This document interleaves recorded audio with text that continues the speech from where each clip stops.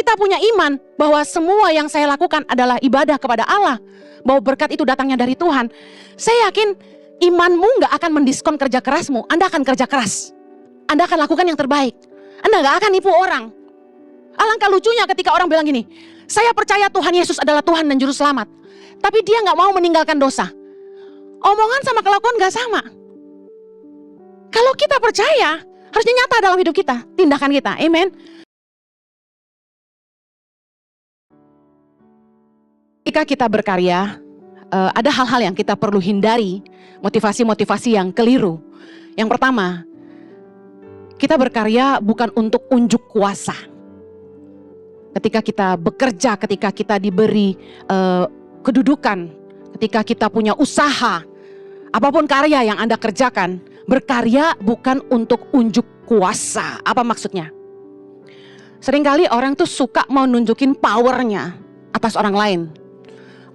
Beberapa suami berusaha menunjukkan otoritasnya, powernya atas istrinya dengan menekan istrinya, gitu ya, supaya kelihatan oh dia yang punya kuasa. Bos-bos juga gitu, suka unjuk kuasa. Kamu nggak tahu saya siapa, gitu. Saya di sini udah lebih lama dari kamu, wah gitu, unjuk kuasa.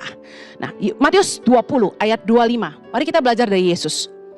Tapi Yesus memanggil mereka lalu berkata, kamu tahu bahwa pemerintah-pemerintah bangsa-bangsa memerintah rakyatnya dengan tangan besi, dan pembesar-pembesar menjalankan kuasanya dengan keras atas mereka. Tidaklah demikian di antara kamu. Barang siapa ingin menjadi besar di antara kamu, hendaklah ia menjadi pelayanmu. Dan barang siapa ingin menjadi terkemuka di antara kamu, hendaklah ia menjadi hambamu. Sama seperti anak manusia datang bukan untuk dilayani, melainkan untuk melayani dan untuk memberikan nyawanya menjadi tebusan bagi banyak orang. Kita belajar dari Yesus bahwa kalau kita menjadi seorang pemimpin, kita harus belajar untuk melayani. Jadi seorang pemimpin yang rendah hati, melayani bukan minta dilayani. Kita belajar Yesus aja, Tuhan yang datang ke dunia, jadi sama seperti kita, dia datang, dia gak minta dilayani, tapi dia melayani. Gak lazim ketika kita melayani pembantu rumah tangga kita misalnya. Kita yang melayani pegawai kita misalnya.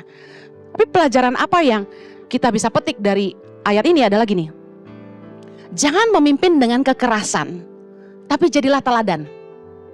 Kalau seorang suami mau dihargai sama istrinya, gak perlu menekan, kasihi istrinya. Jadilah teladan. Seringkali istri gak respect sama suami, salah satunya karena suami gak jadi saksi, gak melakukan apa yang dia ngomong di depan orang. Jadi pendeta paling susah loh. Ketika suaminya khotbah misalnya gitu, misalnya yang dia khotbahkan itu dia gak lakukan, istri itu sedikit banyak pasti menghakimi dalam hati, ngomong doang lo gitu kan. Nah sama ketika kita jadi pemimpin, jangan mentingin kuasanya, jabatannya gitu, tapi bagaimana kita bisa jadi teladan buat bawahan kita. Anda gak mau karyawanmu datang terlambat, ya Anda jangan terlambat gitu kan. Jadi pemimpin yang tepat waktu. Saya punya kakak itu yang menurut saya luar biasa ya, konsisten. Dia itu jadi pemimpin, dia jadi branch manager di bank di Australia. Dia gak pernah terlambat. Kakak saya tuh punya hobi nonton bola, dan bola itu subuh kan. Tapi dia disiplin, dia selalu bangun pagi dan datang tepat waktu. Dan dia selalu datang 15 menit lebih awal sebelum bank buka. Sebelum karyawannya datang, dia datang duluan. Dan gak pernah terlambat, bayangin. Kita kalau mau jadi saksi, kita harus bisa jadi diteladani. Nah seringkali orang gak respect sama kita, karena kita cuma ngomong doang. Nah ketika kita tidak dihargai, nah disinilah biasanya orang mau mulai unjuk kuasa, power, dengan merendahkan atau mengecilkan orang lain. Padahal sebagai pemimpin, dihormati itu lebih baik daripada ditakuti. Amen. Orang tua juga, kalau mau anakmu nurut, bukan dimarahin, diancam, dipukul, percuma. Anakmu bukan nurut sama kamu karena dia menghormati kamu, karena dia sayang sama kamu, tapi karena dia takut, dan takut itu sebentar. Tapi yang parah adalah firman Tuhan berkata, bapak-bapak jangan sakiti hati anak-anakmu. Yang ada kita malah melukai anak-anak kita. Seringkali suami, orang tua, bos itu pengen nunjuk power. Kamu masih nurut sama mama, kamu harus nurut sama papa. Kamu masih anak mama gitu ya. Paksa mereka. Kadang-kadang marah itu perlu. Tapi menyakiti jangan. Saya belajar bahwa kalau kita jadi teladan, kita mimpin tuh dengan gampang. Karena orang lihat hidup kita. Ketika saya tegur staf saya tentang kok kantor berantakan, kok kotor, mereka nggak berani lawan karena mereka tahu saya sambil marah sambil bersihin. Tisu gulung di toilet selalu habis setiap kali saya ke toilet. Saya yang gantiin. Jadi tiap kali saya tegur mereka diam karena mereka tahu saya lakukan. Kalau Anda berkarya, Anda punya usaha atau Anda punya karir, jadilah pemimpin yang bukan unjuk kuasa tapi bisa dipercaya. Yang kedua, berkarya bukan untuk bersaing. Jangan berupaya menunjukkan kita lebih baik dari orang lain. Ketika kita ingin menunjukkan bahwa kita lebih baik dari orang lain, kita akan cenderung merendahkan orang lain atau menyerang orang lain. Waktu saya dan Pastor Jojo merintis gereja ICI di sini di Moi awal-awal, saya bilang sama suami saya, nggak usah beli sound system yang miliat-miliatan buat apa? Karena kan begitu tahu kita mau buka gereja tuh datang tuh proposal macam-macam tuh. Wah, ada yang sampai 3M-an gitu ya. Saya dengar ada gereja lain yang sampai 8M sound systemnya. Luar biasa. Saya bilang, Jo, nggak usah bersaing sama orang. Kita gereja parkiran. Karena yang jual sound system manas-manasin suami saya. Suami saya ini kan baik hati gitu ya. Mudah dirayu gitu. Pak Jojo, bayangkan kalau artis, siapa sih yang dia sebut waktu itu? Katakanlah Taylor Swift gitu. Mau pakai auditorium, udah pasti ke ICI kalau soundnya pakai ini gitu. Kamu gak make sense toh. GBK segede gitu aja gak cukup buat nampung crowdnya dia. Lah kok di sini kita aja kebingungan jemaat mau didudukin di mana gitu kan. Saya dengerin orang jualan gitu, males saya. Udah deh, jangan ngompor-ngomporin suamiku. Dia bilang, Kak Jojo, yang ini udah pasti yang terbaik. Saya kasih tahu ya, belum ada gereja lain yang pakai sound system kayak begini. Baru Pak Jojo loh. Orang digitu-gituin. Kalau orang sombong pasti, wow. Pengen better than others. Pengen jadi lebih baik dari orang lain. Bersaing. Yang di sana Pak Jojo, kita nggak sebut brand ya. Gereja itu baru dapat gedung berapa lantai? 8M. Saya bilang biarin aja. Mereka banyak duitnya. Kita nggak ada, nggak usah. Saya bilang, kita berkarya tuh bukan buat bersaing. Kita berkarya itu untuk memberikan yang terbaik yang kita bisa. Amen. Untuk menjawab kebutuhan. Jemaat butuh tempat, makanya kita setuju buka gereja onsite. Saya nggak buka gereja untuk bersaing dengan pendeta manapun. Waktu dipanas-panasin gitu, saya yang angin dingin-dinginin. Saya bilang, terus diam-diam mereka meeting di belakang saya. Ibu Heni gak boleh ikut. Oh iya serius. Terus Roh Kudus gerakan saya turun ke bawah. Wani ngono. Saya turun masuk ruangan meeting, mereka diam. Terus saya tanya, kenapa diam? Lagi bicara apa tadi? Saya dengar 4 miliar. Apa itu yang 4 miliar? Suami saya bilang, sudah, istilahnya perempuan gak usah ikut-ikut. Tapi saya bilang, token BCA-nya di saya. Jadi akhirnya kita nggak mahal-mahal. Makanya sound kita katanya kurang oke suaranya. Ya kalau ada yang komplain, bilang suaranya nggak oke, nyumbang dong. Kebanyakan orang tuh ngomong doang, nyumbang enggak. Jadi kalau pengen suaranya Dolby Stereo kayak IMAX, beliin. Nah, kita berkarya bukan buat pamer. Bukan buat show off. Mari keep low profile. Mari tetap rendah hati. Saya bersyukur waktu ICI pertama kali buka. Day one, di sini ada yang datang hari pertama. Hari pertama ICI buka pertama kali angkat tangan. Wih, saksi sejarah. Apa yang terjadi? Mati lampu. Seru gak tuh? Seru. Panas gak? Panas. Tapi gak ada yang pulang. Gelap-gelap, gak ada yang pulang. Haleluya. Tuhan baik. Tahu gak? Itu tim penari, tim kreatif tim musik udah latihan keren banget, tahu nggak, buat nyambut saudara. Hari pertama Ici buka, udah dibikin megah semegah-megahnya. Suamiku gitu loh, high standard. Pertama kali Ici buka, gongnya masih kenceng, bung gitu. Gak taunya jebret, lampu mati. Semua keringetan, semua takut. Wah, Pastor Henny pasti marah ini. Pastor Henny pasti marah. Sekretaris gereja, general sekretari kita Ibu Iren, dia bilang gini, begitu gua lihat WA gua, Henny Kristianus mengetik, wah, duduk. Karena di depan saya mulai WA dia, ada apa Ci Iren gitu kan. Tapi disitulah Tuhan mulai bicara. Kamu ndak perlu memulainya dengan keagungan. Mulailah dengan kerendahan hati. Amin. Saya percaya Amsal 18 ayat 12 berkata, tinggi hati mendahului kehancuran. Kerendahan hati mendahului kehormatan. Berapa banyak saudara yang ingin dihormati? Tetaplah rendah hati. Amen. Orang yang rendah hati akan dihormati. Nggak usah membanding-bandingkan apa yang kamu punya dan apa yang orang lain nggak punya. Nggak perlu. Kalau di sini, wah gitu. Kalau di sana tuh kan, kalau Anda ingin muji diri sendiri, pasti Anda jatuhin orang lain. Kita berkarya bukan untuk bersaing. Sekali lagi, bukan untuk pamer, tapi untuk memberikan yang terbaik yang kita bisa. Yang ketiga, kita berkarya bukan untuk mencari pujian. Ketika Anda berkarya, tidak perlu bahas jasa Anda. Seringkali orang ketika bekerja di satu tempat, itu udah mulai, berapa tahun kerja gitu udah mulai tepuk dada. Nggak ada gua di perusahaan nggak maju. Wah gitu bahasanya. Lu pikir siapa yang bikin ini jadi gede gitu? Siapa yang bikin ini Ici jadi besar? Coba gitu pertanyaannya. Gak ada, Tuhan. Gak perlu bahas-bahas jasa siapa.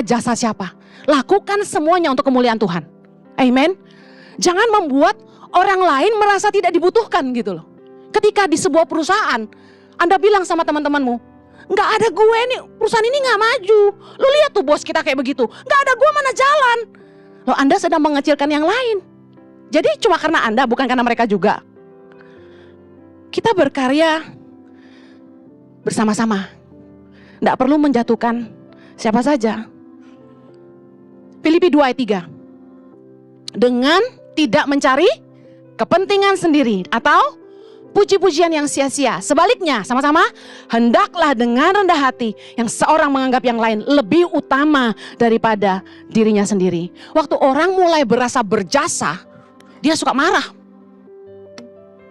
Nih, tempat gue udah kerja berapa tahun, gaji gue gak dinaikin-naikin. Masa dia baru masuk, gajinya lebih tinggi dari gue, jabatannya lebih tinggi dari gue. Wah, orang kalau udah mulai merasa berjasa, bahasanya udah beda. Mulai bilang gua, karena gua gitu kan ya. Kenapa dia, kenapa gak gua gitu udah. Ingat, peninggian datang dari Tuhan. Kita berkarya bukan untuk dipuji orang. Secara cepat, tujuan kita berkarya. 2 Tesalonika 3 ayat yang ke-7.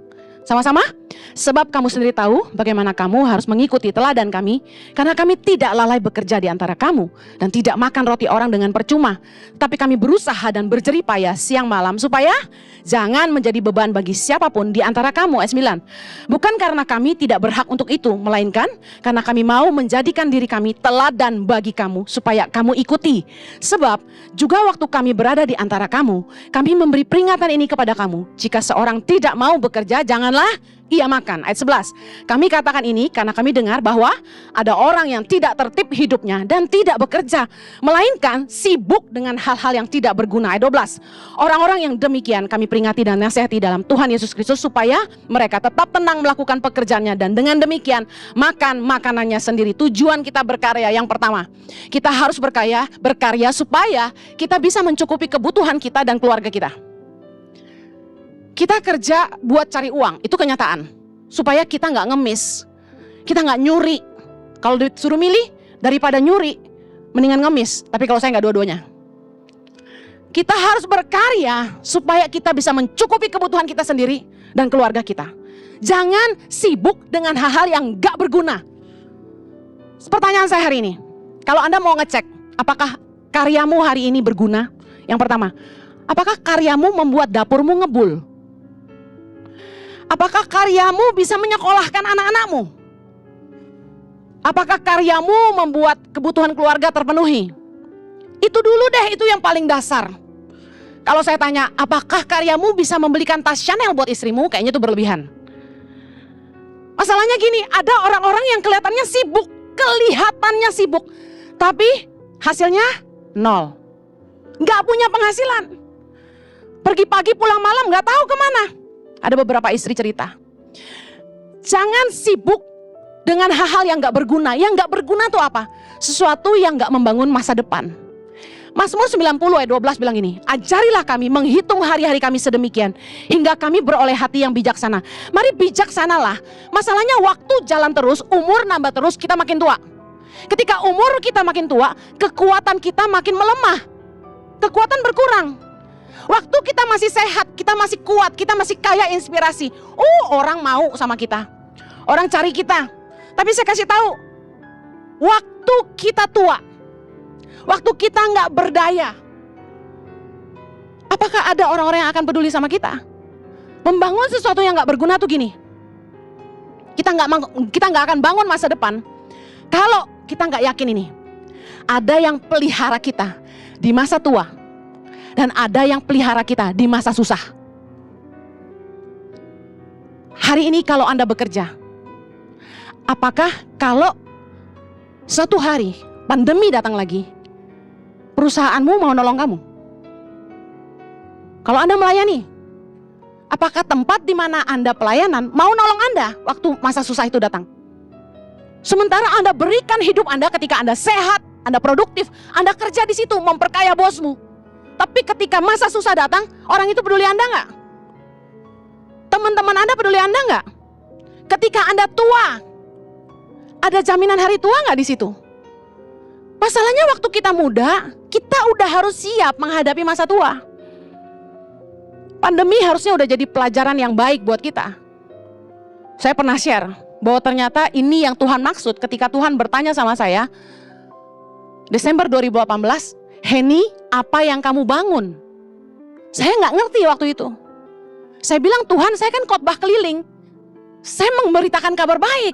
Kok Tuhan tanya saya bangun apa? Ternyata Tuhan lagi kasih tahu saya bahwa kalau saya nggak merintis pelayanan saya sendiri, saya nyiramin tanaman orang lain terus, satu hari ketika masa sulit nggak akan ada yang ngurus saya. Betul saja, ternyata ketika pandemi datang, orang-orang yang saya tolong bertahun-tahun, tidak ada satupun yang menolong saya. Tapi Tuhan menyelamatkan kami. Tuhan kirim orang-orang yang kami tidak pernah kenal sebelumnya. Orang-orang yang saya nggak punya kontaknya bahkan. Mereka dikirim Tuhan. Tuhan pelihara hidup kami. Kesetiaan Tuhan tuh luar biasa banget. Ada aja gitu loh yang transfer ke rekening saya di masa pandemi. Sehingga saya bisa bayar uang sekolah anak saya. Kami bisa makan, kami bisa nolong orang, dan bahkan kami bisa nabur buat orang lain juga. Tapi satu pelajaran yang saya petik, waktu kita masih sehat, kita masih produktif, jangan sampai bangun sesuatu yang gak jadi jaminan buat kita di masa depan. Di masa susah dan di masa tua. Saya bilang sama tim saya di ICI dan di Tangan Pengharapan, kamu kerja di sini, selama kamu setia dan lakukan bagianmu dengan baik, saya tidak akan pernah buang kamu meskipun kamu sakit, meskipun kamu tua. Ada orang kan yang begini, oh dia udah sakit gak berguna, buang aja. Saya gak akan begitu. Selama mereka setia melayani, mereka memberikan yang terbaik, tidak mungkin ketika mereka sakit saya buang, tidak mungkin. Saudara harus pikirkan apakah yang Anda bangun membangun masa depan. Seringkali waktu Anda sehat, Anda foya-foya, Anda habiskan waktu Anda, uang Anda sama teman-teman. Sama relasi bisnis, meeting terus. Padahal saya kasih tahu, di masa tua dan di masa susah, yang menemani dan mengurus Anda itu keluarga Anda. Istrimu, suamimu, anak-anakmu. Mumpung Anda sehat, mari taburlah waktu, taburlah uang, dan kasih Anda buat keluarga dan pasangan Anda. Jangan ditinggal terus. Ntar ketika Anda butuh gak diurus loh. Saya pernah bilang sama suami saya bilang kalau kita nggak punya waktu yang baik dengan anak-anak kita, jangan heran one day anak-anak kita nggak akan dengar kita lagi dan kita akan kehilangan banyak hal. Banyak kali hamba Tuhan, masalahnya itu adalah anaknya bandel. Bapak emaknya pendeta, anaknya nakal, ya kan? Nah saya bilang jangan sampai gue khotbahin orang lain, anak gue sendiri nggak bertobat, gue bilang. Jadi saya bilang sama suami saya komitmen waktu saya sama anak-anak saya. Sejak tahun berapa saya lupa, tapi saya kasih waktu buat anak saya. Tiap pagi saya sarapan sama mereka, tiap weekend kami makan bersama. Saya doain suami saya bertahun-tahun, akhirnya lumayan. Sudah mulai punya waktu lebih banyak sama kami dan sejak pandemi, berubah drastis. Dulu dia cinta sama jemaat, pelayanan gitu. Saya sedih banget, suamiku pulang yuk kita makan malam sama-sama. Tapi dia sayang anak komselnya luar biasa. Saya sampai pernah marah sama anak komselnya. Karena Jumat malam itu hari kami makan malam. Suamiku makan sama komselnya. Saya sedih. Di sini kami berempat, di sana mereka rame-rame. Tapi sekarang suami saya sudah berubah. Jadi kalau punya pasangan yang kok kayaknya lebih mentingin temen, lebih mentingin kerjaan daripada keluarga, sabar, doain aja. Marah boleh gak Bu Eni? Boleh. Masa gak boleh marah?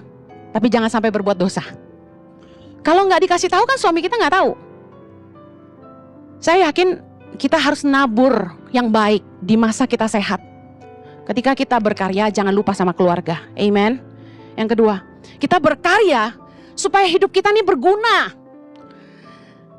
Tadi 2 Tesalonika 3 ayat 8 bilang gini, dan tidak makan roti orang dengan percuma, tapi kami berusaha dan berjerih payah siang malam, supaya jangan menjadi beban bagi siapapun di antara kamu. Hidup kita ini pilihannya cuma 2, jadi beban atau jadi berkat. Kalau kamu gak jadi berkat berarti kamu beban. Kita harus kerja supaya kita gak perlu minta-minta. Firman Tuhan tadi berkata, kalau ada orang yang gak mau kerja, jangan dikasih makan, janganlah dia makan. Banyak anak-anak muda zaman sekarang yang umurnya harusnya udah kerja. Udah 23, 25, bahkan ada 30 tahun gak kerja. Saya tanya sama mamanya nangis ketemu saya. Bu, anak saya gak mau kerja, umur berapa? 30-an. Kerjanya ngapain? Main game. Tiap hari main game. Saya bilang, jangan kasih uang, matiin internet rumah. Dia bilang nanti dia marah. Gak apa-apa dia marah. Kalau dia mau beli pulsa suruh dia kerja. Masih bagus saya bilang jangan kasih makan. Karena firman Tuhan berkata orang yang gak mau kerja jangan makan. Kadang-kadang kita tuh mesti dipaksa baru berbuah. Nah banyak orang yang hidupnya jadi beban buat orang lain. Saya sedih banget banyak istri-istri konseling sama kami di ICI. Bahkan DM ke IG saya mengatakan bahwa suaminya gak kerja. Juga gak bantu apa-apa di rumah. Ngendon di rumah. Gak jadi berkat. Harusnya kita lihat gini. Kalau hidup kita gak berguna, kita tuh hidup sia-sia. Ada salah satu orang yang saya mentor. Dia bilang gini sama saya, Ci, istri saya nih coba ajak pelayanan di ICI. Saya bilang kenapa? Dia tiap hari gak ngapa-ngapain Ci. Tiap hari dia di rumah. Memang istrinya agak pendiam dan sulit bergaul. Saya bilang, gimana mau bantu, kamu sukanya apa? Kamu kekuatannya apa? Suka konseling? Oh enggak, dia bilang. Istrinya saya tanya langsung. Karena suaminya ngomong tuh gak di belakang, langsung di depan istrinya. Kita lagi makan siang, saya tanya, kamu kekuatannya apa? Kamu suka konseling? Enggak Ci, dia orangnya pendiam. Oke. Kamu sukanya apa? Enggak tahu juga. Saya jadi bingung mau bantu apa. Saya bilang kalau kamu ke kantor nanti deh coba kita cari apa kegiatannya. Ternyata banyak suami-suami yang gak happy karena istrinya gak produktif. Intinya gini, kalau kamu di rumah gak ngapa-ngapain, masak ada pembantu, nyuci ada pembantu, anak ada yang ngurus, Anda gak ngapa-ngapain, saya kasih tahu hidup Anda gak berguna. Mungkin ada istri-istri yang gak happy yang bilang gini, loh ngapain saya mesti kerja, suami saya bisa nyukupin hidup saya kok. Kalau kamu gak butuh duit, paling tidak volunteer kek, pelayanan kek, lakukan sesuatu yang berguna yang kamu gak perlu dibayar. Kita dengan senang hati kasih kamu kerjaan. Kesini aja. Serius. Daripada hidup gak guna, bayangin. Anda makan, tidur, nonton Korea. Sebentar main Instagram. Sebentar TikTokan. Sebentar apa lagi? Nonton sinetron. Udah gitu udah malam. What a waste of time. Istri yang gak kerja harus tetap berkarya. Kalau enggak, suami Anda ilfil sama Anda. Tiap hari dia lihat cewek cakep-cakep. Karena kalau orang kerja, Anda tahu kan, mesti dandan, mesti wangi, bajunya bagus. Dia pulang ke rumah istrinya dasteran terus. Ayo, jangan jadi gak berguna, hidupmu jadi sia-sia. Ketika kita berusaha punya kerjaan, ketika kita bekerja punya karir, tahukah Anda bahwa lewat pekerjaan dan usaha kita tuh punya kesempatan untuk melahirkan karya-karya. Kita punya kesempatan buat melahirkan ide-ide yang bisa nolong hidup orang lain, bisa menambah nilai buat hidup orang lain, bisa berkontribusi buat hidup orang banyak. Banyak orang yang berpikir mereka kerja bikin usaha cuma buat duit. Saya kasih tahu, itu terlalu kecil. Filipi 1 ayat 22a, Rasul Paulus berkata gini, jika aku harus hidup di dunia ini, itu berarti bagiku bekerja memberi buah. Tahukah Anda lewat karya-karya Anda, hidup Anda bisa berdampak. Gimana caranya? Bekerja bukan hanya untuk kaya, tapi untuk jadi berguna. Miliki tujuan yang lebih besar dari sekedar mendapat upah atau jadi kaya. Itu terlalu kecil. Anda kerja apapun pasti dapat uang. Tapi mari miliki tujuan yang lebih besar dari sekedar dapat uang, dapat upah dan jadi kaya. Apa tujuanmu? Berkarya. Ingat baik firman Tuhan berkata dalam Filipi 2 ayat 4, janganlah tiap-tiap orang hanya memperhatikan kepentingannya sendiri, tapi kepentingan orang lain juga. Apakah karyamu hari ini hanya memperkaya dirimu sendiri atau menambah nilai buat hidup orang lain? Apakah kerjaanmu cuma mendatangkan gaji buat kamu, tapi apakah menambah nilai buat perusahaan tempat kamu bekerja? Jadilah karyawan, kalau Anda bekerja, jadilah karyawan yang gini, nggak ada lu perusahaan nggak jalan. Nggak ada kamu perusahaan nggak maju. Jadilah orang yang dibutuhkan, yang kalau kamu mau cuti, bosmu pusing. Kalau ada karyawan yang mau cuti, bosnya malah encourage, ambil unpaid leave aja, sebulan aja cutinya. Berarti Anda lagi mau diusir. Tapi kalau Anda ngajuin cuti, bosmu berat banget. Jangan lama-lama ya, cuti kan 12 hari kerja, ambilnya 3 kali aja, 4 hari, 4 hari, 4 hari. Artinya Anda dibutuhkan di situ. Anda berdampak. Orang yang dibutuhkan pasti hidupnya berdampak. Jangan kerja cuma buat gaji, cuma buat upah, cuma buat kaya. Ngapain? Kaya, semua orang banyak yang kaya. Tapi orang kaya yang berguna gak banyak. Anda jualan produk, Anda kerja. Contoh, kontraktor deh. Orang tuh gak semua punya harta berlimpah waktu mereka bangun rumah. Mereka KPR, bener gak? Udah uangnya cuma segitu-segitunya. Kalau sampai kontraktornya gak jujur, bangunin rumahnya dengan besi yang lebih kecil, dengan fondasi yang gak kuat, rumahnya miring, retak, bocor di mana-mana. Kasian gak orang ini? Kalau kontraktor itu mau jadi orang yang berdampak, gak cuma sekedar jadi kaya karena kerjaannya, dia akan jadi kontraktor yang jujur. Dia akan jadi kontraktor yang mikirin nasib orang lain. Dia akan jadi kontraktor yang gini, punya visi, membangunkan rumah-rumah terbaik buat orang-orang. Menolong orang-orang yang mungkin duitnya pas-pasan, dia bisa bangunin dengan budget yang rendah tapi rumah yang kuat, rumah yang kokoh gitu loh. Dia bisa kasih masukan ke orang-orang yang mau bangun, Pak, pakai ini aja lebih murah tapi kuat. Kalau kontraktor yang mau cari duit, kita dicasnya mahal, barangnya jelek. Kan keramik aja banyak tipenya. Saya jujur sedih banget. Saya ketemu orang Kristen yang kontraktor tuh banyak. Saya bangun rumah di Jakarta ini yang kedua. Rumah mertua saya juga dulu saya yang bantu bangunin. Kita bangun sekolah juga beberapa. Yang bantu nih orang Kristen. Tapi tiap kali saya bangun, dibohongin. Kadang-kadang ya, sedih gitu. Pendeta aja lu kibulin. Bener. Saya gak habis pikir loh, yang nipu nih temen dan Kristen rata-rata. Sedih banget, pernah satu hari tukangnya disuruh pergi semua, suruh pulang semua. Padahal bangunannya belum jadi. Tapi tukangnya saking baiknya sama saya. Kenapa baik sama saya? Karena setiap malam saya beliin martabak, saya beli nasi bebek. Tukangnya saya kasih makan sate, bakso, toprak. Saya kirimin makanan gitu. Kalau ada tukang lewat di depan gitu, saya suka panggil, "Weh, bikinin, berapa semua saya bayar." Wah, tukang-tukang senang banget sama saya. Nah, satu kali dia disuruh pulang. Tukang ini telepon saya, "Ibu Heni, kita disuruh pulang, Bu. Bangunan belum jadi, gimana, Bu?" "Hah, jangan Pak, jangan pulang," saya bilang. Saya suruh orang itu datang. Orang mau nipu, padahal sama-sama orang Kristen. Saya kasih tahu, karya adalah ibadah. Ini poin saya yang terakhir. Karya adalah ibadah. Kita kerja, kita berkarya, itu supaya Tuhan dipermuliakan dalam hidup kita. Amin. Tahukah Anda bahwa pekerjaan adalah pelayanan?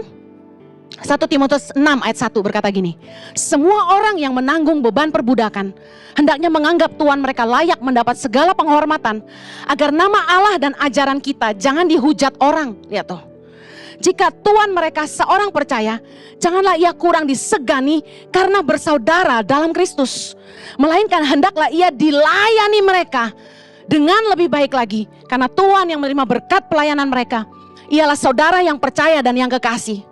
Dengar baik, pekerjaan itu juga pelayanan. Kita pikir ibadah itu cuma datang ke gereja, doa. Enggak, ibadah itu hidup kita. Katakan, ibadah adalah hidup saya. Apa saja yang Anda kerjakan dalam hidup ini, ngurus keluarga, ngurus orang tua, ngurus anak, kerja di kantor, menjalankan perusahaan, apapun yang Anda lakukan, itu adalah untuk Tuhan. Amen. Itu ibadah.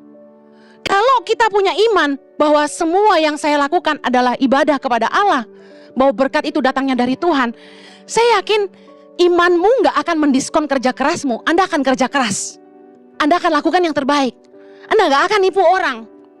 Alangkah lucunya ketika orang bilang gini, saya percaya Tuhan Yesus adalah Tuhan dan Juru Selamat, tapi dia gak mau meninggalkan dosa. Omongan sama kelakuan gak sama. Kalau kita percaya, harusnya nyata dalam hidup kita, tindakan kita. Amen. Iman harus nyata dalam tindakan. Oh, Tuhan pasti memberkati kalau kita berdoa. Amin. Tapi saya kasih tahu, berkat Tuhan turun buat orang-orang yang excellent dalam pekerjaannya. Amsal 22 ayat 29 berkata, pernahkah engkau melihat orang yang cakap dalam pekerjaannya? Di hadapan raja-raja ia akan berdiri, bukan di hadapan orang-orang yang hina. Saya yakin kalau kita percaya pekerjaan kita, usaha kita adalah ibadah kepada Allah. Kolose 3 ayat 23 bilang gini, apapun juga yang kamu perbuat, perbuatlah dengan segenap hatimu, seperti untuk Tuhan dan bukan untuk manusia. Ibadah.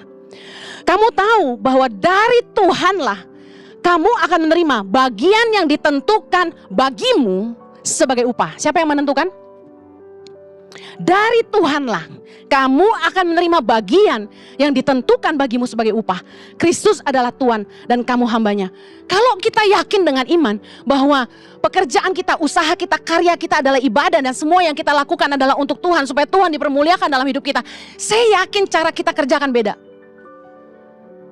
Saya yakin kita kerja gak cuma buat harta, tapi kita rindu bahwa dalam semua yang kita kerjakan, Kristus boleh dipermuliakan. Bahwa dalam setiap yang kita kerjakan, itu bisa jadi berkat buat sesama.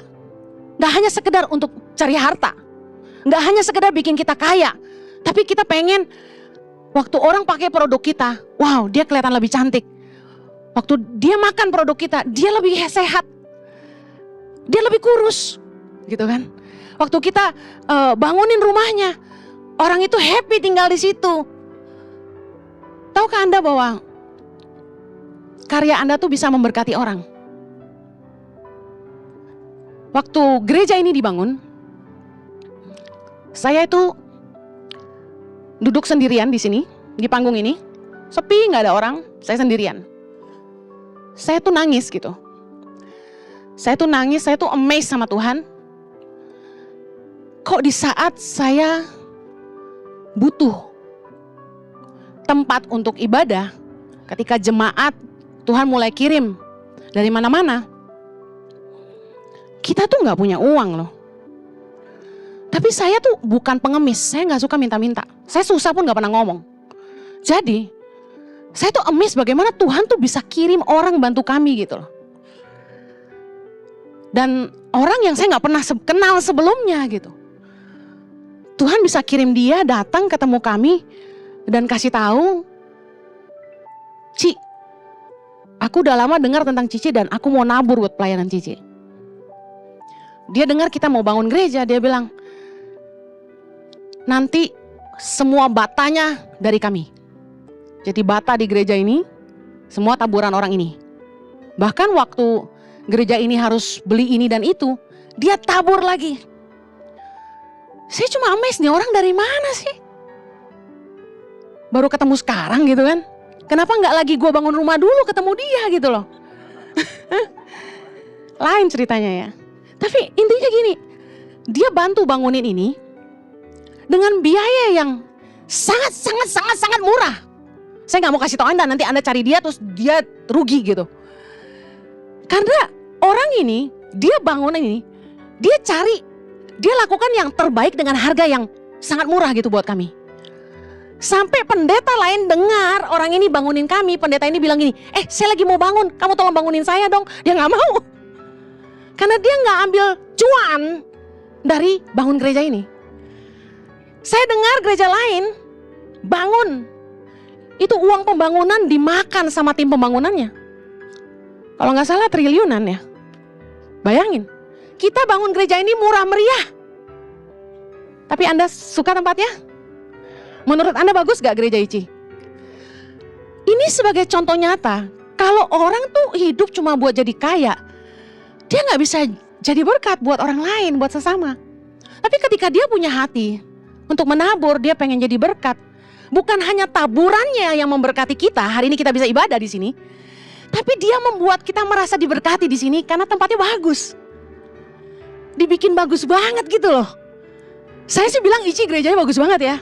Bukan muji tempat sendiri, saya muji karya orang ini. Kamar mandinya aja bagus gitu. Setuju nggak? Toiletnya bagus nggak?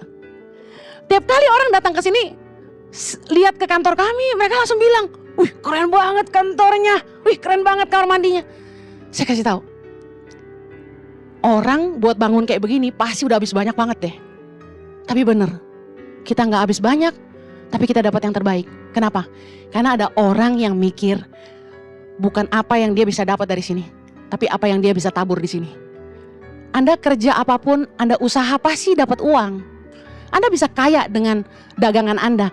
Tapi pertanyaan saya, apakah karyamu jadi berkat buat orang lain juga? Amen. Miliki tujuan yang lebih besar. Biarlah Tuhan yang selalu dipermuliakan.